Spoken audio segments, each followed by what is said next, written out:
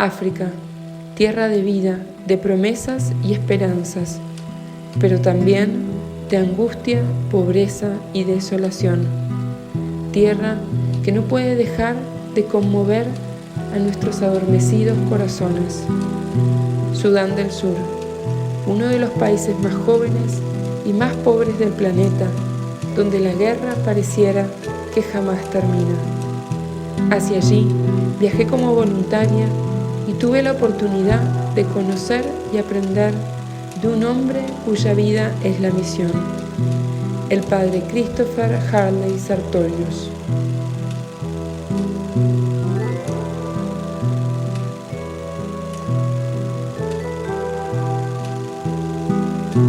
El padre Christopher, quien dio sus primeros pasos con la Santa Madre Teresa de Calcuta y luego misionó en República Dominicana y en Etiopía, estuvo a cargo de la misión en Nandi, Sudán del Sur, acompañados por las imágenes de un pueblo que necesita, pero que se entrega abriendo su corazón de par en par. En este video, el Padre nos compartirá algunas de sus vivencias y enseñanzas misioneras, sabiendo que no estamos solos en el camino, que su testimonio de amor sirva para interpelarnos y movernos a dar la vida por los pobres, ser santos y así llegar a la felicidad eterna. Que al final de nuestros días, al preguntar ¿cuándo te vimos hambriento y te dimos de comer? ¿Cuándo te vimos sediento y te dimos de beber? Escuchemos una voz que nos diga: les aseguro que todo lo que hicieron por uno de mis hermanos, aún el más pequeño, lo hicieron por mí. Ya es momento de navegar mar adentro.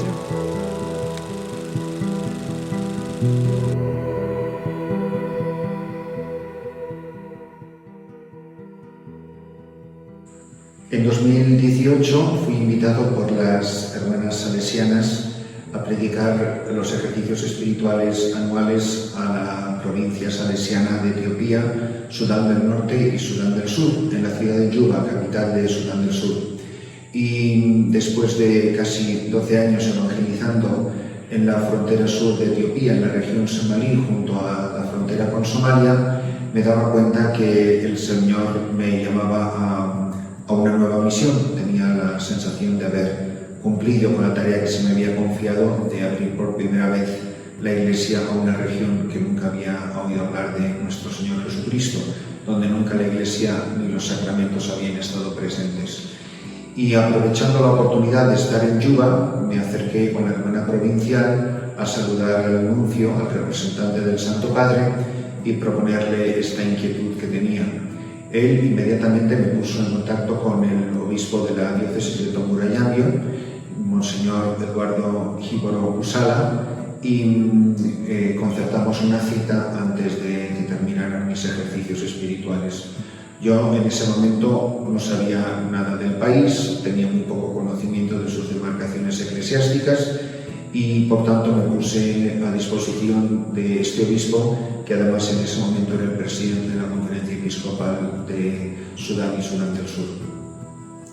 En la conversación con él, yo le expresé claramente que mi llamada o mi deseo, mi disposición era ir a cualquier parte del país donde no hubiera ningún sacerdote, donde no estuviera presente la Iglesia, donde nunca se hubiese evangelizado, donde todavía no se hubiera conocido a Jesucristo, donde no se celebraran los sacramentos, donde las gentes no habían recibido lo que se llama en teología primera evangelización.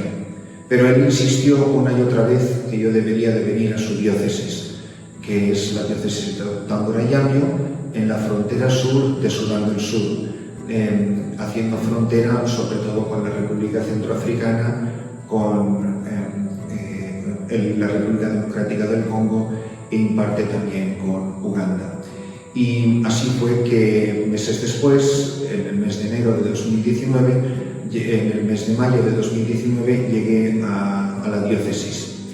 Y así fue como me puse a su disposición para que él pudiera enviarme a cualquier rincón de esta diócesis que es en gran medida una zona completamente selvática, fuera más necesaria la presencia de un sacerdote. Él me envió con el vicario general a conocer 2 parroquias y cuando visité la primera quedé profundamente impactado por la fe y por la pobreza extrema y las necesidades de sus gentes. Acabada la celebración de la Santa Misa, que presidió el vicario general, sin saberlo la gente que yo estaba ahí con la posibilidad de venir a ser su nuevo párroco, el representante del consejo parroquial se puso de rodillas delante del vicario general y le dijo: nosotros lo único que queremos es que le diga al señor obispo que queremos un sacerdote. Y así fue. Cuando escuché ese ruego, sin que ellos supieran que el sacerdote europeo que acababa de llegar venía a hacer un discernimiento, comprendí que por la boca de esas pobres gentes el Señor claramente manifestaba su voluntad. Así que al regresar a la diócesis, cuando volví allá, vio aquella misma tarde y me dijo el señor obispo que al día siguiente iría a visitar otra parroquia. Le dije que ya no era necesario porque yo ya había encontrado mi lugar.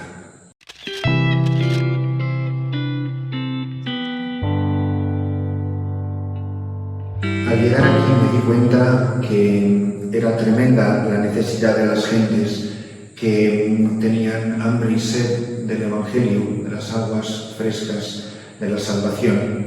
Y así comencé a organizar la vida parroquial. Toda esta parroquia de San Pedro y San Pablo de Nandi, como la parroquia adyacente de Santísima Trinidad de Andari, estaban física y moralmente, espiritualmente devastadas. Eran una completa ruina material y espiritual, por lo que al mismo tiempo que tuve que arreglar la casa curial, que estaba completamente vandalizada, sin puertas ni ventanas, ni agua corriente, ni servicio sanitario, ni cocina, apenas 4 paredes destartaladas y poco más. Pero así comenzamos la misión. Y al mismo tiempo que poníamos orden en la casa, empezamos a poner orden en la vida parroquial, con la celebración de la Santa Misa, situando a Jesucristo en la Eucaristía en el centro de la vida misionera y en el centro de la vida parroquial. Y así pudimos comenzar esta labor evangelizadora. Como detalle tristísimo y dramático, diré que me encontré dentro del primer copón al que, cuando abrí el sagrario, me encontré incluso gusanos dentro del copón que contenían las especies sagradas. Tal era el estado de abandono en el que se encontraban estas gentes y sobre todo el sagrario de esta misión.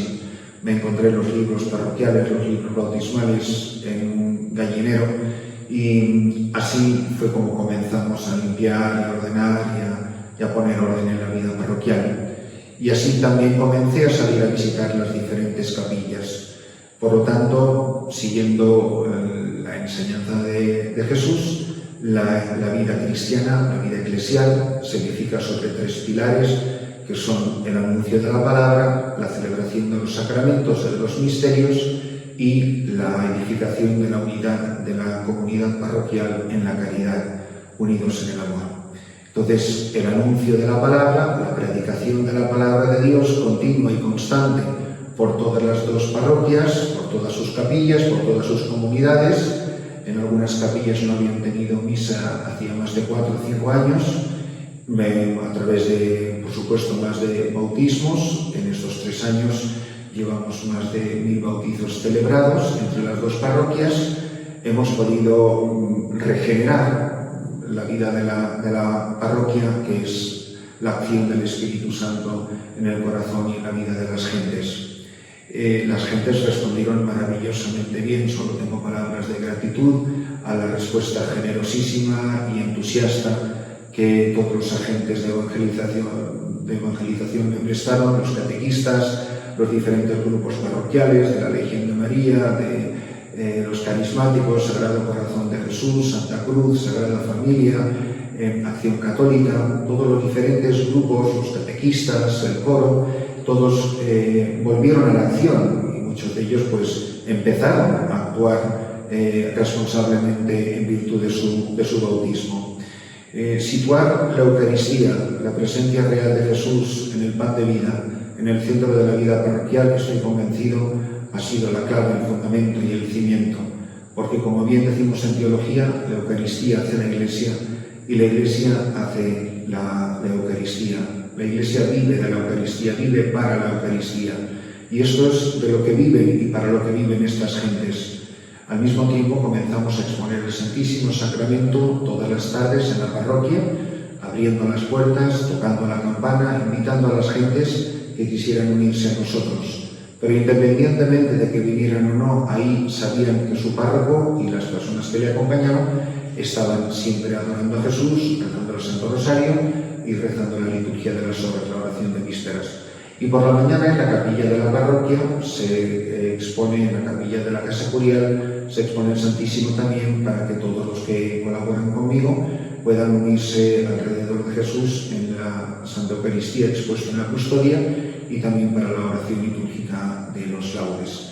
Así es como comenzó la vida de la Iglesia y así es como continúa la vida de la Iglesia, con los programas de catequesis, con la asistencia a los enfermos, a través de las escuelas católicas, primarias y secundarias, y todos los diferentes momentos y escenarios en los que la Iglesia puede hacerse presente. Así ha nacido esta misión y así ha continuado creciendo para la gloria de Dios.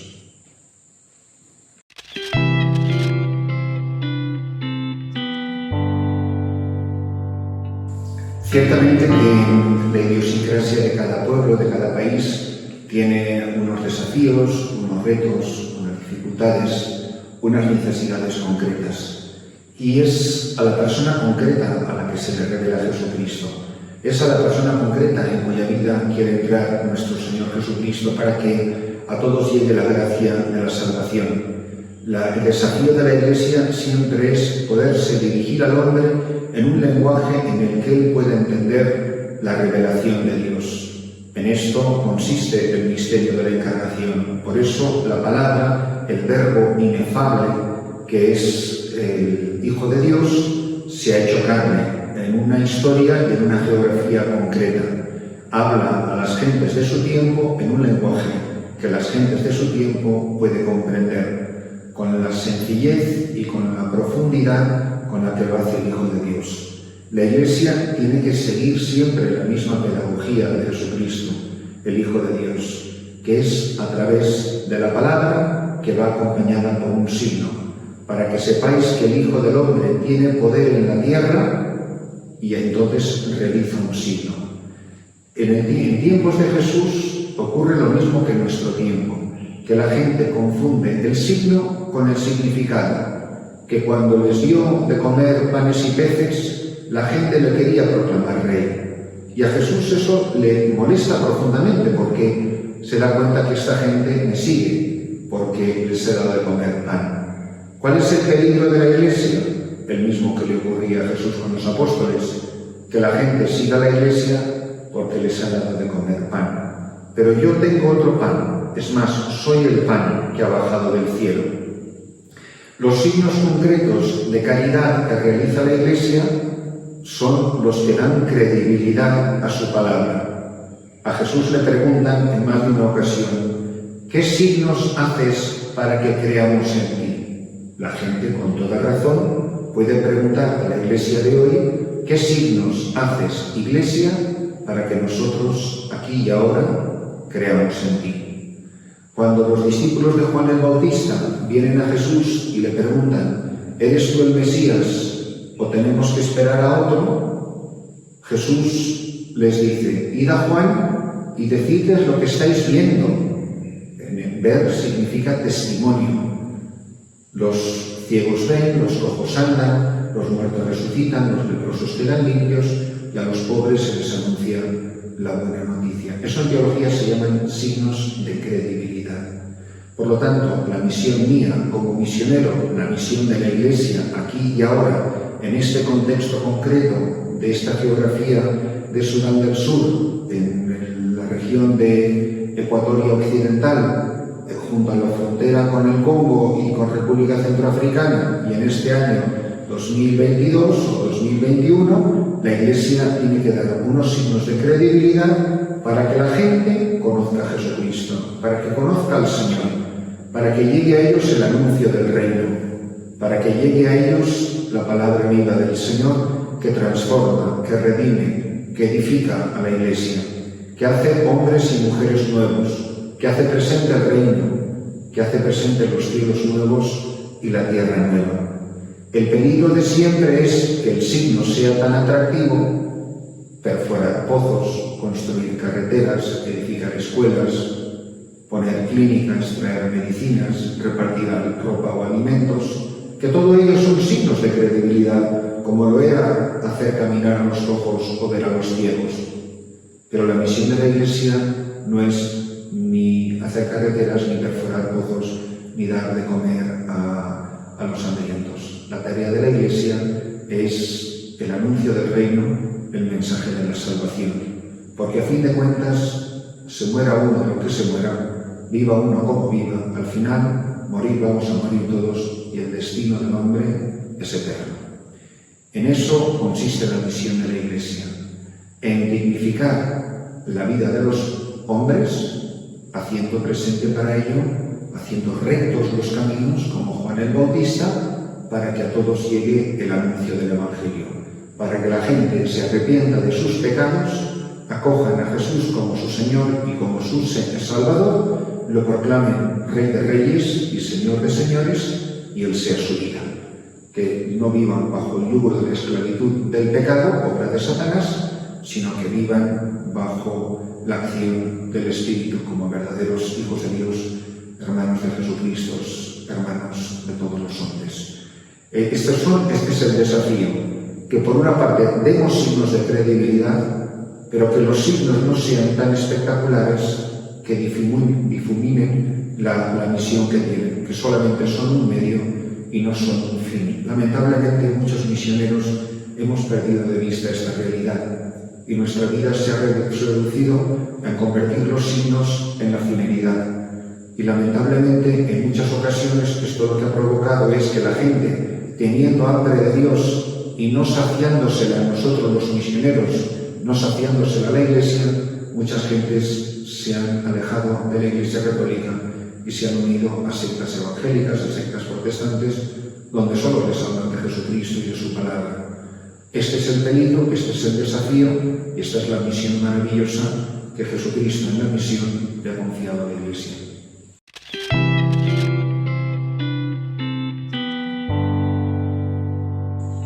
Ciertamente las personas de este país pertenecen a tribus, a etnias, a subtribus diferentes que hacen muy difícil la convivencia, la organización política, el establecimiento de estructuras sociales, políticas, estructuras económicas, estructuras de justicia, de gobierno, hace muy complicada la gestión de un país. Y la Iglesia no es ni inmune ni ajena a esto, sino que afecta también profundamente la vida de la Iglesia, puesto que sus gentes son los ciudadanos de este país. Y estas gentes pertenecen a grupos y a etnias diferentes. Esto crea profundas tensiones entre comunidades y al interno de la Iglesia también afecta profundamente. El tribalismo, como lo llaman aquí, hace que el país no progrese o que progrese con mucha dificultad e incluso a veces tristemente retroceda, puesto que todas estas luchas tribales, que muchas veces vienen camufladas o disfrazadas de cuestiones religiosas que en realidad no lo son, han provocado terribles muertes en tiempos pasados, incluso ahora en este momento, en diferentes lugares del país. Esto no es solamente típico de Sudán del Sur, sino lamentablemente de prácticamente todo el continente africano, puesto que los países fueron formados de manera muy aleatoria y accidental por las potencias occidentales, que desde luego no tuvieran en cuenta en esas particiones la mezcla de razas, de tribus y de grupos étnicos que tenían que convivir, tenían que crear un solo país,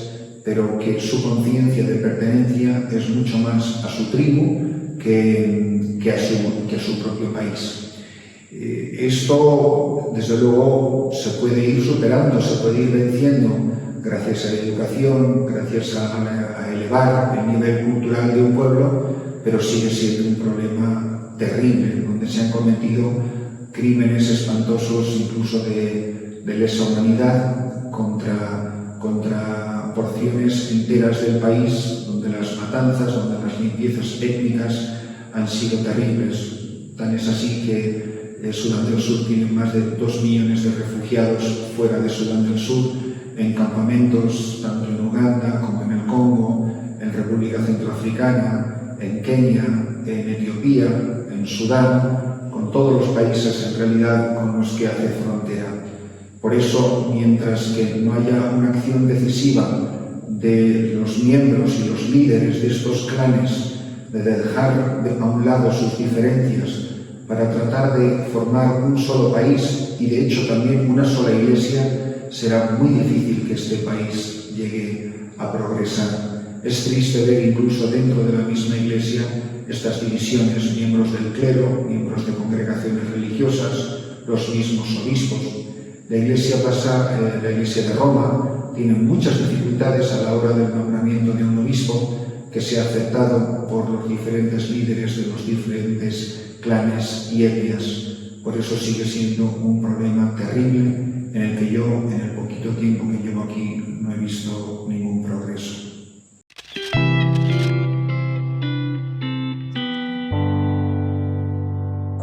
Ciertamente que la situación de esta región y del país en general se ve gravemente afectada por la situación de la ruptura, las divisiones que se dan entre los diferentes grupos étnicos. Los dos grupos mayoritarios son los Dinka y los Nuer.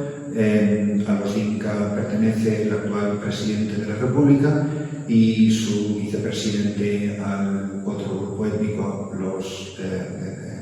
del grupo de los Nuer. Y en nuestra región está dividida fundamentalmente entre el grupo de los Balanda y de los Asante. Estas divisiones, estas tensiones internas, han provocado que en la región de Tómbura, perteneciente a nuestra diócesis, la segunda ciudad más importante del estado de Ecuatoria Occidental, se hayan dado unas luchas tribales apoyadas por militares y paramilitares y fuerzas rebeldes de ambos grupos. Esto ha creado unas matanzas, el desplazamiento de muchos miles de personas. No sabría calcular, no sé siquiera si alguien sabe calcular la cantidad de miles de personas que de toda esa región han debido de huir, tanto por pertenecer a un grupo como por pertenecer a otro. El hecho es que la ciudad de Tómbora está convertida en una ciudad de fantasma.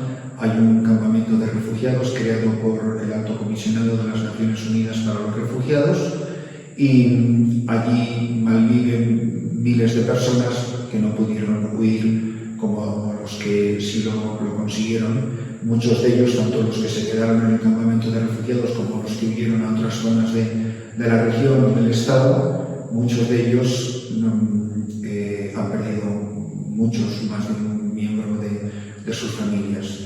Las ONGs desaparecieron, la Iglesia Católica tuvo que reducir su presencia al absoluto mínimo, dejando un solo sacerdote en un campamento de refugiados, y no sabemos muy bien cuál es la situación actual. Sí dicen que han cesado en alguna medida la violencia, pero todavía tenemos noticias de matanzas todos los días en la ciudad de Tómbora y sus alrededores, en zonas como Mupo y Sosibu y otros lugares del entorno de Tómbora. Hay algunos convoyes de organizaciones internacionales que, fuertemente escoltados por los militares del gobierno federal o del gobierno central, tratan de llevar ayuda humanitaria a los diferentes rincones. Pero nosotros vemos pasar a miles de personas por delante de nuestra parroquia en dirección a Yambio o a otras partes del país e incluso al extranjero. Tengas en cuenta que nosotros estamos apenas a 20 kilómetros de la frontera con el Congo en estos momentos, con lo cual es muy frecuente que las gentes huyan a campamentos de refugiados en el país vecino. Y desde luego que yo sepa, en estos momentos las ONGs que se marcharon desde luego no han regresado a seguir sus trabajos en toda esa región tan dividida y tan devastada por la guerra civil.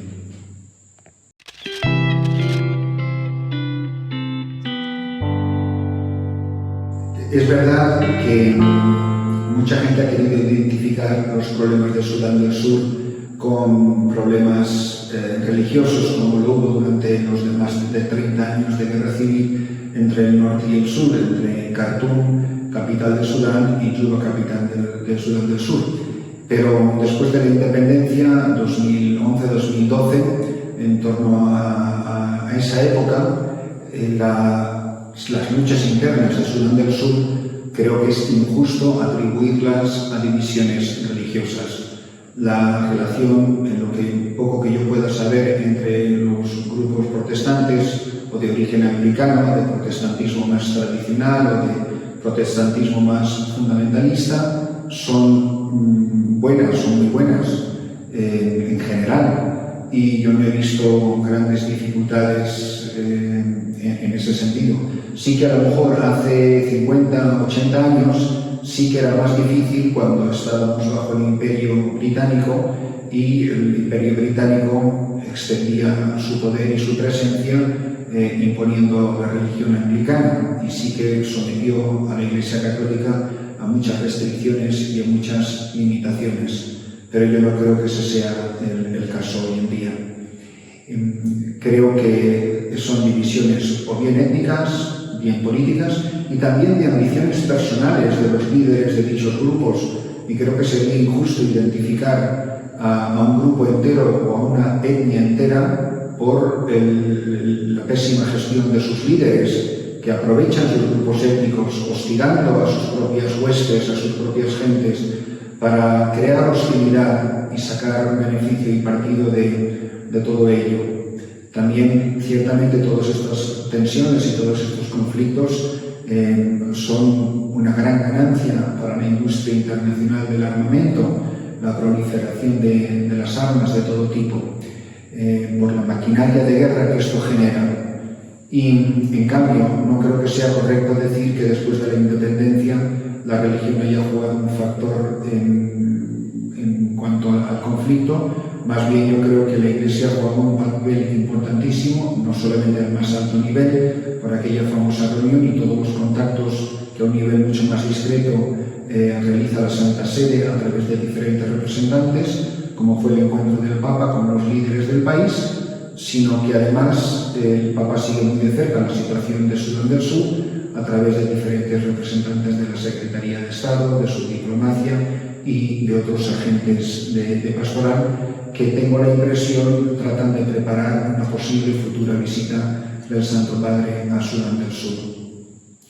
Sería una alegría grandísima, pero ciertamente tienen que darse las condiciones necesarias para que esto pueda suceder. No creo que, por lo tanto, sea justo atribuirle un papel beligerante a la Iglesia en sus diferentes confesiones, sino más bien creo que la Iglesia juega un papel fundamental en todo el proceso de la pacificación. Si la Iglesia Católica, y en una medida muchísimo más pequeña, la Iglesia Anglicana, no estuviera presente en este país, sería imposible predecir ahora mismo cuál sería la tragedia que estarían viviendo todos estos pueblos.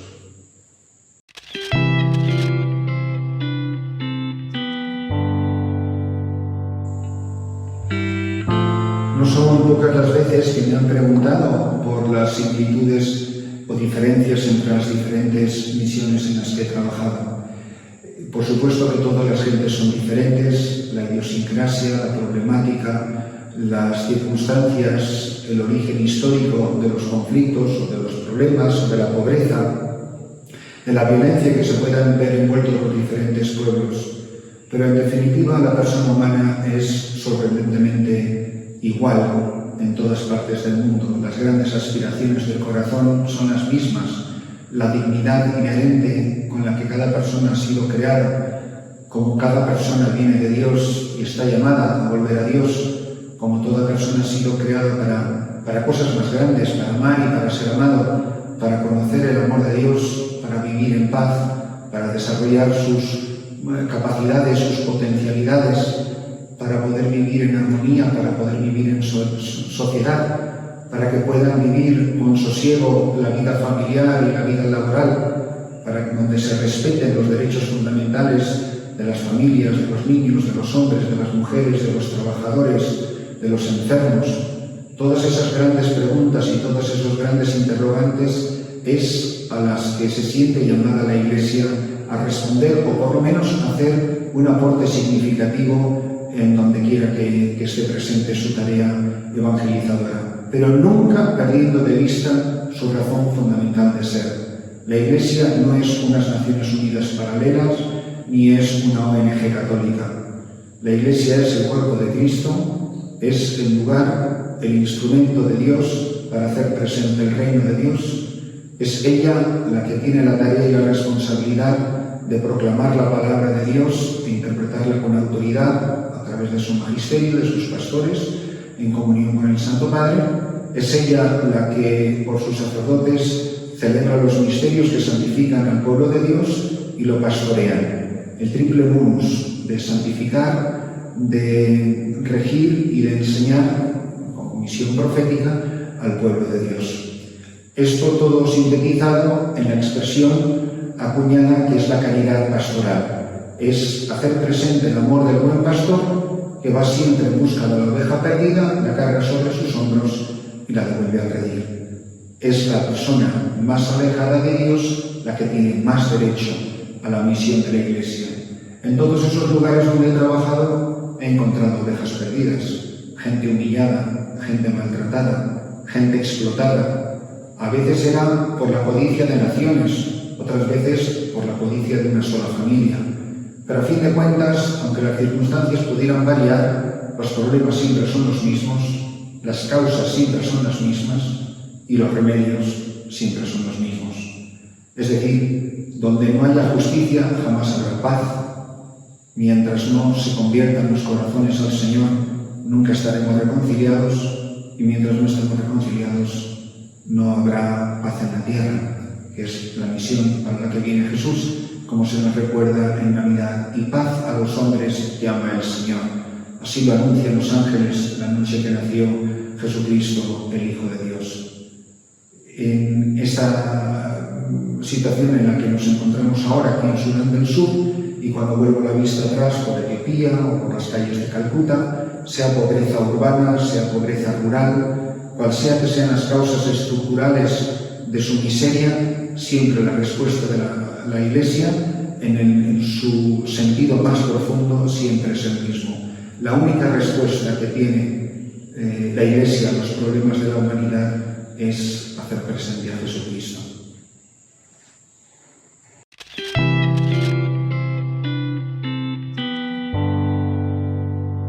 Respecto a lo que cada uno de nosotros puede dar como colaboradores de la obra de la Iglesia, de la obra de Jesucristo, de la obra de la evangelización, cada uno tiene que responder conforme a su vocación. El sacerdote tiene muy claramente definida su misión. En el triple munus del que hablaba hace un momento, de la misión profética, la misión sacerdotal, la misión regia o pastoral, la de enseñar al pueblo de Dios como profeta, la de santificarlo como sacerdote, la de guiarlo con autoridad como pastor. En esa triple función, el sacerdote ofrece a la humanidad lo más grande, que es la presencia de Jesucristo. Pero en el cuerpo de Cristo no solamente estamos los que por el sacramento del orden hemos quedado configurados con Jesucristo cabeza, sino todos los que forman el resto de los miembros del cuerpo de Cristo. Y ahí cada uno, sea seglar, sea religiosa, cual sea su vocación, tiene que descubrir cómo puede responder a los problemas concretos, a las situaciones concretas donde ha sido enviado a evangelizar. Todo bautizado es un llamado, un consagrado, un enviado. Quien está bautizado y no ha escuchado la llamada no tiene ni la menor idea de qué es ser cristiano.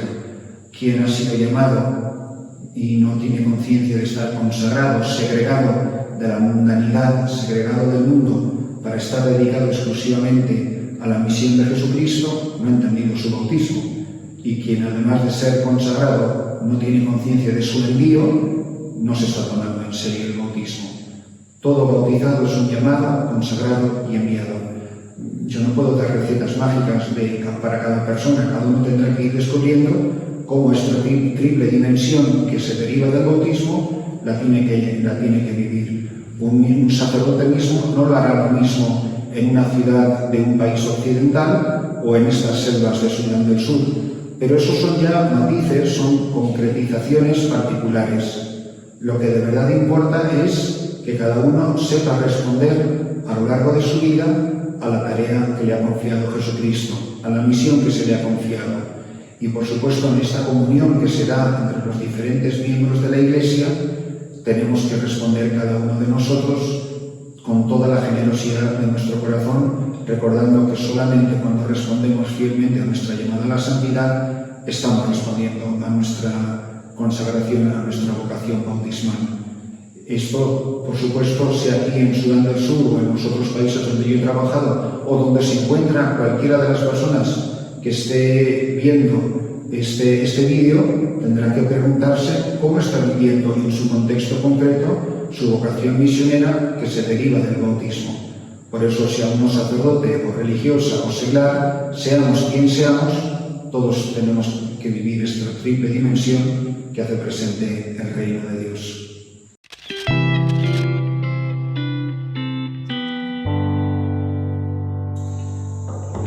Toda misión es un lugar de gracia. Al preguntar qué es lo que podemos recibir todos de Nandi y su gente, sin duda que lo que recibimos, el encuentro con Jesucristo en una comunidad, en un grupo de hombres y mujeres, de mayores y pequeños, que forman y que expresan la realidad del pueblo de Dios, la Iglesia en marcha, una comunidad que está siempre en camino. Y nosotros nos unimos a su caminar. Somos nosotros los que nos acercamos a ellos y ellos son los que nos invitan a nosotros a caminar a su lado. Caminar compartiendo lo que tenemos y recibiendo lo que ellos nos dan. Todos en la comunidad de bienes que se dan en la Iglesia tenemos tanto que dar y tanto que recibir. Y es hermosísimo ver cómo los pobres nos enriquecen con su pobreza, porque su pobreza es expresión de la presencia de Jesucristo en sus vidas. Hay una especial preferencia de Jesucristo hacia ellos, porque es en ellos en quienes el Verbo se ha hecho carne. No son palabras mías, son palabras de la palabra de Dios, que Dios, siendo rico, se hizo pobre para enriquecernos con su pobreza. La pobreza rodea todo el contexto de la encarnación, el nacimiento del Hijo de Dios y su vida en la tierra. Es preferido por los pobres, es anunciado y proclamado por los pobres, como son los pastores, o Simeón, o Ana. No tiene donde reclinar la cabeza, no tiene un lugar para nacer, no hay sitio para él en la posada. Sus padres ofrecen en el templo la ofrenda de los pobres, que son las 2 tórtolas. Todo habla de la importancia capital de la pobreza y de los pobres en el misterio de la revelación. Por eso, acercarse a ellos es a los pobres, por ejemplo aquí en Nandi, como en cualquier otro lugar de la tierra donde la Iglesia peregrina en pobreza, es descubrir que Cristo está en medio de ellos. Es un encuentro con Jesucristo. Cristo espera a cada misionero, a cada voluntario aquí, en el corazón de los pobres, en su sencillez, en su precariedad, en su falta de certezas humanas frente al mañana y ante la montaña de problemas terribles como acucian la vida de los pobres. Ellos son capaces de acoger al Hijo de Dios, que en medio de ellos ha puesto su tienda, se ha hecho carne y ha habitado en medio de ellos. Si nosotros nos acercamos con ojos limpios, con mirada de fe, con corazón puro, seguro que sabremos encontrar y descubrir el rostro de Cristo que nos espera en el corazón de los pobres de Nandi y de los pobres de toda la tierra.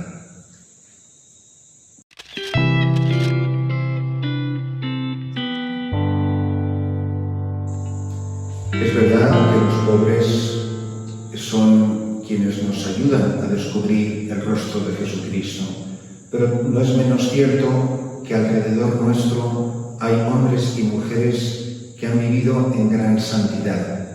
Los santos no solamente están en las vidrieras de las iglesias y en las estatuas y en las estampas, son hombres y mujeres de carne y hueso, como tú y como yo, que se van dejando transformar por la gracia del Espíritu, por la presencia misteriosa, real de las tres personas divinas que inhabitan en el corazón de aquellos que acogen a Dios con humildad y con pureza de corazón. Y los santos tienen para nosotros nombres y apellidos, historias de vida concretas. En mi caso, la gracia de haber sido ordenado sacerdote, de haber vivido mis primeros años durante su pontificado, en el caso de Juan Pablo II, o la gracia de haber conocido y acompañado durante 20 años a Santa Teresa de Calcuta, la Madre Teresa, o haber sido formado, haber crecido junto al venerable José Rivera, sacerdote diocesano de la diócesis de Toledo, que murió en olor de santidad el 25 de marzo de 1991, y que fue padre de los pobres, formador de sacerdotes y sacerdote ejemplar él mismo, que nos enseñó con la vida y con la palabra en qué consiste la gracia del sacramento del orden. Es sin duda un desafío, un reto, pero también la capacidad de ver que los santos son reales, que los santos no son extraterrestres ni supermanes, que son hombres y mujeres como tú y como yo, que se dejaron transformar día tras día por el poder de la gracia de Jesucristo y la fuerza de su Espíritu. Por eso, todos nosotros, si tenemos ojos limpios para ver, sabremos que estamos rodeados de santos. La santidad de la puerta de al lado, dice el Papa Francisco, saber reconocer a la cantidad de santos que hay a nuestro alrededor que nunca van a ser canonizados, porque su santidad quizá no la conozca casi nadie en este mundo.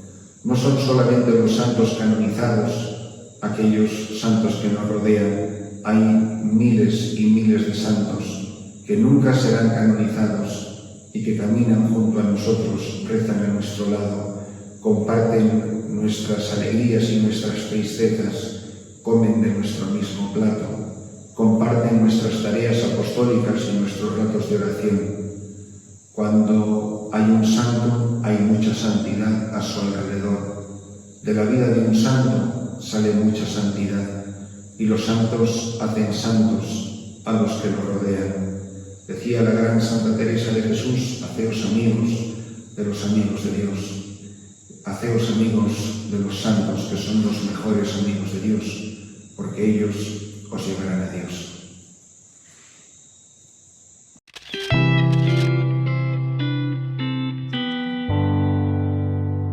En 1994 tuve la gracia de llevar a un grupo de jóvenes hispanos que vivían en Nueva York a una misa privada con el Papa Juan Pablo II en Castel Gandolfo, y a la salida de esa misa, en la que éramos prácticamente solo nosotros, algunos de los jóvenes de mi grupo se acercaron al Papa y le dijeron, obviamente llenos de emoción por estar junto al Santo Padre: Santo Padre, rece por nosotros para que encontremos nuestra vocación.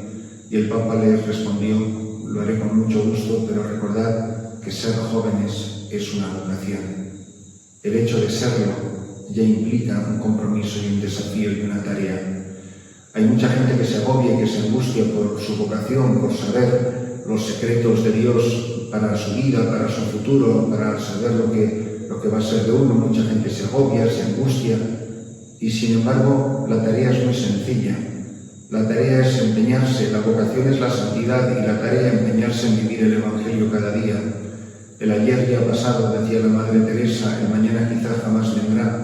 Solo tenemos hoy para amar y para ser amados, para hacer cosas grandes, para no perder el tiempo y para responder a los desafíos de nuestro tiempo dando lo mejor de nosotros mismos. Un joven que hace oración en serio, que vive los sacramentos, que se forma en teología y en vida espiritual, que tiene dirección espiritual, un joven que se compromete con la catequesis o con la atención de los pobres o con el servicio de la caridad en el sentido más amplio, sea en aspectos más espirituales u otras más necesidades concretas de las personas de su alrededor, esa persona no pierde el tiempo. Hay mucha gente que puede estar en un convento o en un seminario, pero estar perdiendo y malgastando el tiempo miserablemente. Cuando Dios quiera decir un lugar concreto y una tarea específica, Él sabe hacerlo perfectamente. Pero una persona que se entrega en la oración, que se entrega a Dios y que se entrega a los hombres, sus hermanos, está haciendo algo precioso, algo valioso. Está haciendo presente el reino de Dios aquí en la tierra. Está dando lo mejor de sí para los hombres, sus hermanos. ¿Acaso sabe ese joven si va a vivir más allá de la juventud?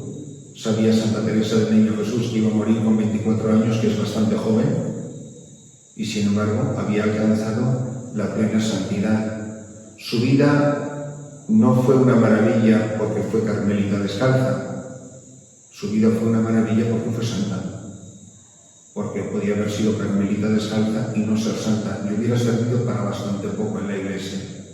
Por lo tanto, lo más importante no es que fue carmelita, sino que fue santa. ¿Ese fue el modo específico de serlo? Por supuesto. Pero mientras Dios no indique otra cosa, mañana por la mañana me puedo levantar, puedo sacar suficiente tiempo de oración, puedo esforzarme en el trabajo o en el estudio, puedo amar a las personas que están a mi alrededor y estar a su servicio, puedo reconocer el rostro de Cristo en los hombres, mis hermanos, especialmente en los que más sufren, puedo dedicarle tiempo a la espiritualidad, a la formación, a la dirección espiritual, puedo hacer tantas cosas maravillosas con mi vida.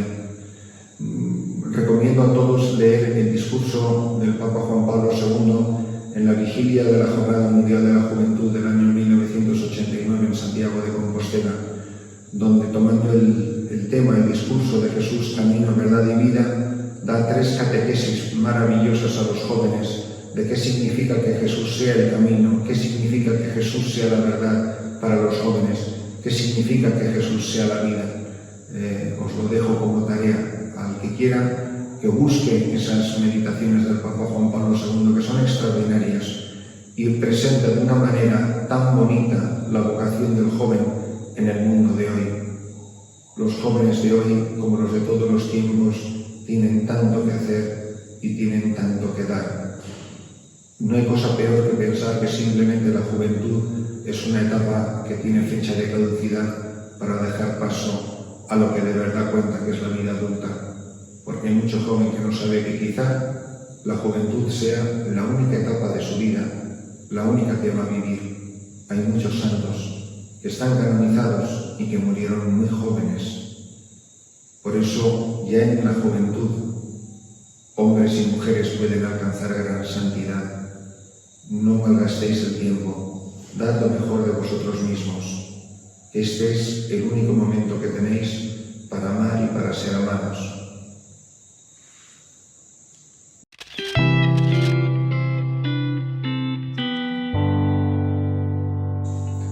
A los jóvenes que quieren ser misioneros, yo sencillamente les diría que nadie puede dar lo que no tiene. El misionero, por definición, es lo que significa la palabra, es un enviado, pero difícilmente te podrá enviar Jesucristo, difícilmente te podrá enviar la Iglesia si no tienes nada que decir. Si no conoces al Señor, ¿cómo puedes dar al Señor? Si no has experimentado su amor, ¿cómo puedes comunicar el amor de Dios a quienes no lo conocen? La tarea de la misión consiste en compartir las maravillas que Dios ha hecho en la vida de uno.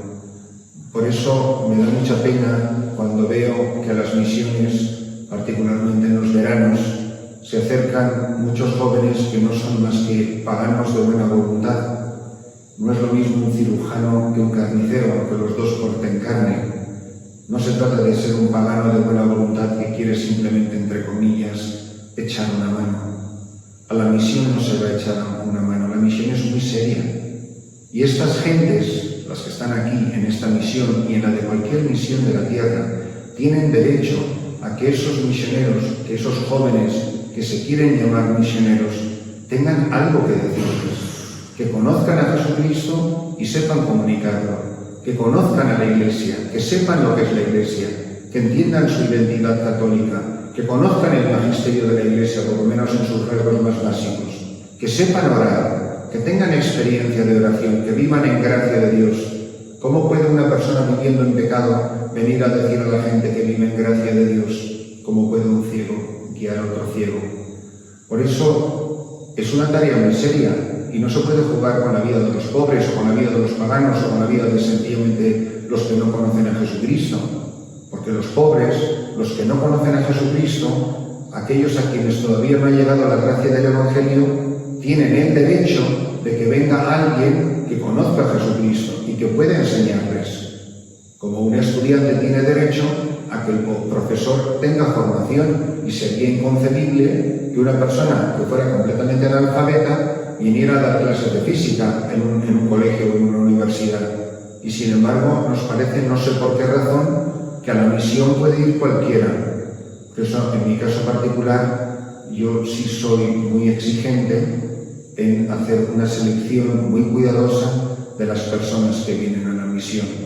Y no me interesan tanto sus cualidades naturales o sus títulos o sus habilidades, me interesa sobre todo su amistad con Jesucristo, que conozcan al Señor, que hayan convivido con Él, para que cuando hablen de su experiencia personal, que puedan contar, puedan comunicar las maravillas que Dios ha hecho en su vida.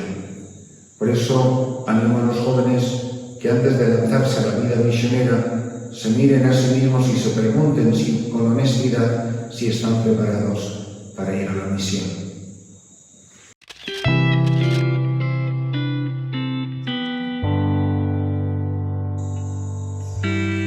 Hay que ser cuidadoso para no confundir la vocación misionera con cualquier tarea apostólica. Pero esto lo mismo ocurre con sacerdotes o con religiosas. No todo sacerdote es misionero, no toda religiosa es misionera. No toda tarea eclesial es tarea misionera en sentido estricto, aunque todos, por nuestra vocación bautismal, participemos de la misión de Jesucristo. Entonces yo creo que es importante distinguir entre apostolado o labor pastoral y labor misionera. La labor misionera es una labor muy específica. Significa, en general, en ir a lugares diferentes de donde reside uno, es decir, es salir de la propia tierra, de la propia seguridad, del propio entorno, de las propias comodidades, para ir a lugares lejanos, a lugares desconocidos, sobre todo donde no ha habido anuncio de Jesucristo, eso se llama primera evangelización, o donde el anuncio de Jesucristo es todavía muy frágil, muy precario, muy carente de medios. Entonces, no toda tarea de la Iglesia es tarea misionera. Hay muchas personas que por las circunstancias de la vida quizá no pueden ir a esas tierras de misión o pueden ir a colaborar con misioneros, pero sin duda que tienen muchísimas oportunidades para evangelizar, para hacer apostolado, para ayudar a los demás, para hacer presente a Jesucristo en su entorno concreto. El mérito de una persona, el valor de lo que uno hace, no se mide por kilómetros, no se mide por la cantidad de aviones en los que uno se ha subido para llegar a un lugar. A lo mejor una persona tiene a los pobres en su mismo hogar, en su misma casa. Una persona que tiene un padre o una madre enfermo, un pariente, y que lo atiende y que le dedica tiempo y que pasa sus tiempos libres, joven, con esa persona, a lo mejor el apostolado será menos glamoroso, pero no es menos santificante y menos importante en la vida de la Iglesia. Hay mucha gente que confunde la misión con algo espectacular, con estar siempre sacando fotos y sacándose fotos para tener algo que enseñar a su regreso. Y a lo mejor el que se ha quedado en casa no tiene esa posibilidad de sacar esas fotos espectaculares, pero no por eso su vida es menos meritoria. Hay que tener mucho cuidado con eso, porque hay mucho de fantasía, de imaginación, de lo espectacular, de lo llamativo, y perdemos de vista que la primera misión y la más importante es la propia santificación, porque nadie, como he dicho antes, puede dar lo que no tiene. Entonces, en la medida que nos dejamos santificar, tenemos algo que dar a los demás. Y después buscar al necesitado alrededor nuestro. Empezar por lo de casa, empezar por lo del barrio, de la propia parroquia. Hay muchas personas que no se comprometen ni aportan absolutamente nada en sus parroquias y están muy preocupados por el hambre de África. pero luego no han movido un dedo en su propio barrio. Y a mí eso me parece muy llamativo, es más, me parece grotesco. Por eso yo animo a la gente, especialmente a los jóvenes, que se pongan a disposición de sus párrocos y que les digan: padre, ¿en qué le puedo ayudar? Que luego tendrán que ir en verano, en otros momentos puntuales, a otras tareas lejanas, lo que sea, estupendo. Y hay personas que no. Y aunque sus vidas sean menos llamativas, no por eso dejan de ser menos santificantes y menos eficaces para el anuncio del reino de Dios.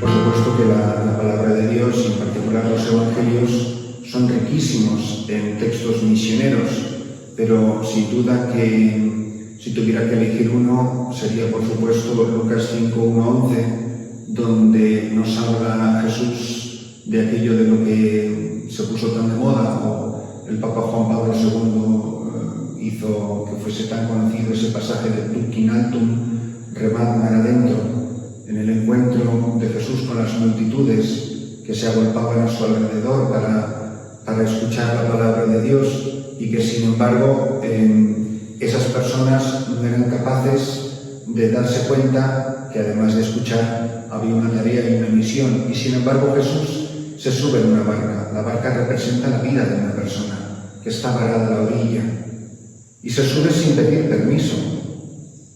Podía haberse subido en la otra barca, porque dice que había 2 barcas, y eligió la que quiso, y se subió como si fuese el dueño. La barca en ese tiempo representaba la vida de una persona, el sustento de una familia, la seguridad social, el seguro médico. La barca lo era todo, era la vida de un hombre. Pero estaba a la orilla, como está a la orilla la vida de tantas personas, que nunca nos acabamos de decidir a ir al hondo, y nos pasamos la vida chapoteando donde nunca se pesca nada, porque a la orilla del mar nunca se pescan peces grandes.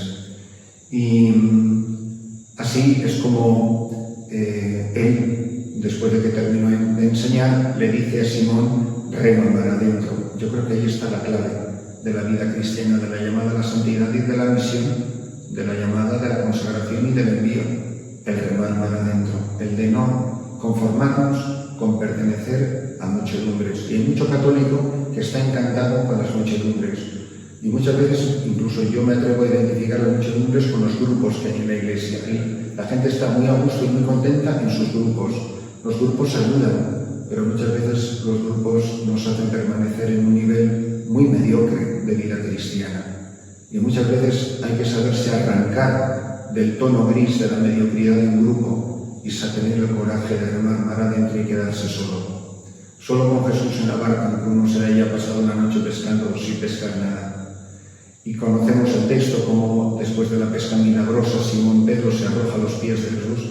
Y es curioso porque Jesús no pierde ni un instante con las contriciones de Simón Pedro: apártate de mí que soy un pecador. Jesús no le da mayor importancia al pecado de Pedro, porque tiene prisa, y le dice: no temas, Simón, a partir de ahora serás pescador de hombres. Y volviendo a la orilla, lo dejaron todo y le siguieron. Mirad, esta historia comienza a la orilla del lago y termina a la orilla del lago, pero el hombre que regresa a la orilla para nada se parece a aquel a cuya barca se subió Jesús. Ese recorrido en solitario por lo profundo del lago había cambiado la vida de estos 4 hermanos, Simón y Andrés y Juan y Santiago. Ese encuentro con Cristo cambiaría sus vidas para siempre. Se trata de dejar a Jesús subirse en mi barca, que es entrar en mi vida y que me separe de lo que me rodea, aunque sea bueno, para tener el coraje de remar mar adentro.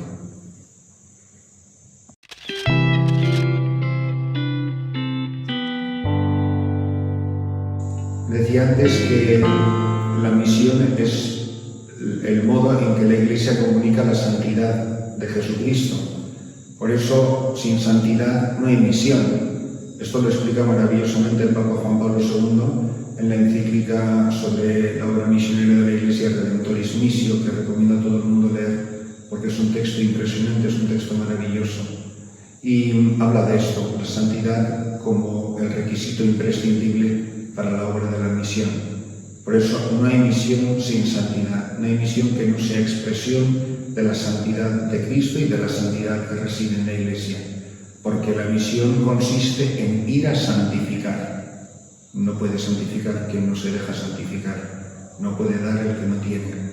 Por eso hace falta un tono de santidad bastante elevado para poder ir a la misión. Lo demás es hacer cositas, que todas pueden ser buenas y útiles, pero no van a realizar la verdadera transformación de lo que requiere la obra misionera de la Iglesia.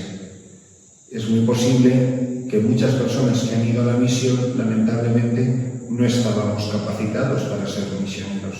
Hay mucha gente que no debería de haber ido a la misión, porque no estaba capacitada para ser misionera o para ser misionero. Y esto nos puede pasar a nosotros mismos, los sacerdotes. Después, para ser misionero es imprescindible estar adornado de los dones del Espíritu Santo y del Espíritu de las bienaventuranzas. Vivir en serio, con humildad de corazón, sabiéndonos completamente inadecuados para la obra que se nos confía, pero confiamos en el Señor. Esta sensación de inadecuación nos hace apoyarnos completamente en las personas divinas, ir con conciencia de hijos, ir con conciencia de amigos de Jesucristo, ir unidos por el soplo del Espíritu. Esto es lo que es el corazón de la misión. Y luego, la cualidad de cara a la gente es quererla. No se puede evangelizar a quien no se ama. Y todos los misioneros nos tenemos que preguntar muy seriamente si nosotros amamos a estas personas. Por eso que la celebración de la obra misionera de la Iglesia sea para nosotros un revulsivo, una llamada a la conversión. Y cuando me plantee la vocación misionera, me pregunte, ¿yo de verdad estoy capacitado para ser misionero? Es decir, ¿tengo un tono mínimo de amistad, de santidad, de comunión con Jesucristo, para que yo tenga algo eficaz, algo trascendente, algo de vida eterna que comunicar a los hombres, mis hermanos? A veces es mucho mejor tener la humildad de decir, yo no estoy capacitado todavía para ser misionero.